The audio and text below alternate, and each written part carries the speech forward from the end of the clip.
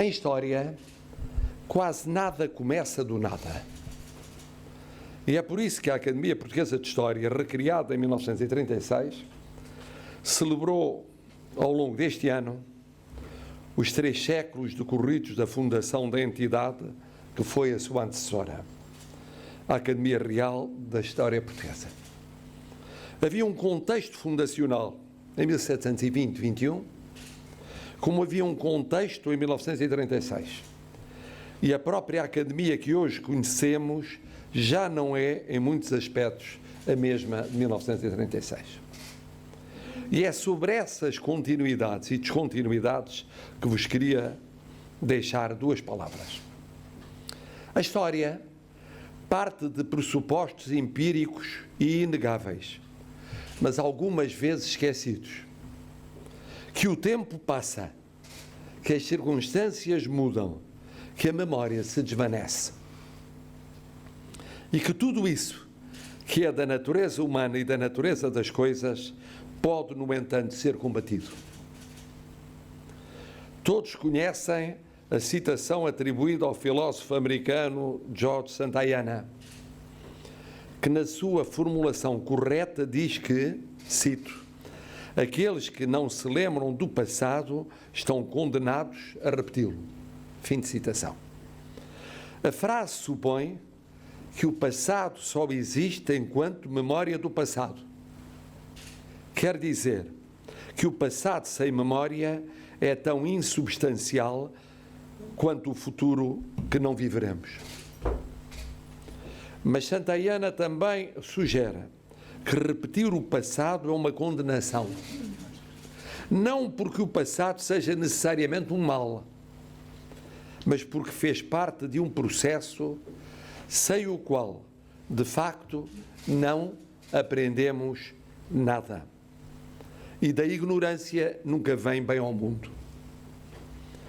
A descontinuidade entre o passado e o presente, descontinuidade de hábitos, comportamentos, crenças, valores, organizações sociais, regimes políticos, faz com que só possamos entender o passado historicamente, ou seja, contextualmente. As pessoas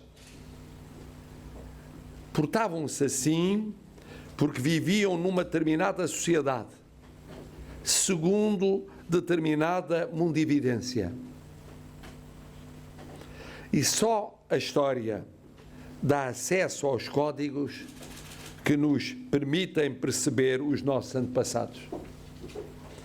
Podemos, é certo, julgá-los, mas em história, que não é o mesmo que memória, compreender é mais importante do que julgar.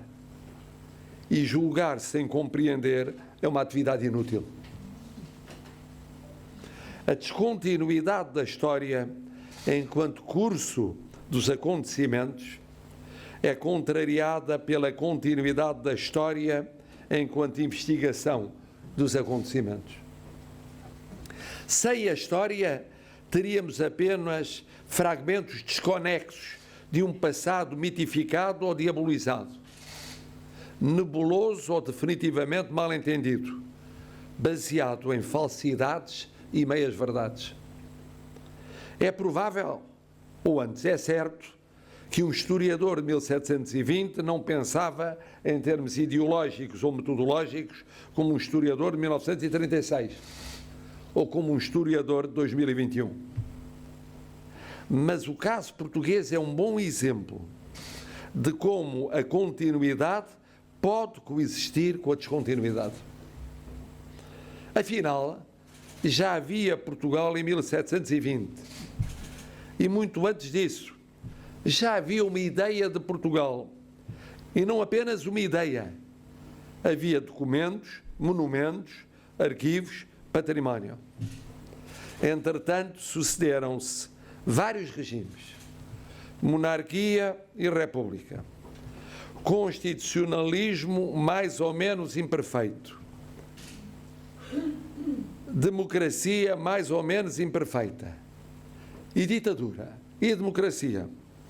E apesar disso há como que uma continuidade, a que não temos de dar qualquer aura mística, que permite que os termos História e Portugal possam ser para um historiador de agora o mesmo que foram para Fernão Lopes, Rui de Pina ou Damião de Góis e tantos outros depois deles. Ou que permita à Academia de 1936 celebrar em 2021 a Academia de 1720-21. O que fundamenta essa continuidade é a convicção de que há povos, vários deles nações, e uma história dos povos como das nações, que vale a pena preservar essa história, mesmo que a partir daí sejam mais as discordâncias do que as concordâncias. A razão pela qual deixo esta nota é semelhante à observação que fiz recentemente quando o Portugal republicano inaugurou uma ala de um Palácio Nacional para receber as joias da coroa. A história nunca deixa de ser interpretável e polémica, como qualquer empreendimento intelectual, mas não é nem uma fantasia, nem uma arma de arremesso. Há factos históricos, investigáveis, questionáveis, reenquadráveis. Há movimentos históricos, intelectual e politicamente situados. Há modos diferentes de fazer história. Há usos e abusos da história. Mas às academias, aos historiadores e até aos leitores de história, cabe o empenho que aqui celebramos de compreender as descontinuidades e as continuidades. Não para exercícios de saudosismo acrítico ou de damnatio memoriae, mas para sabermos quem somos, também por causa daquilo que fomos. Como não assinalar hoje, e a esta luz, o reviver de 1720 em 2021, e o que significa, neste tempo tão avesso a academias, a ser-se académico e a porfiar-se, e em boa hora, em continuar a sê-lo.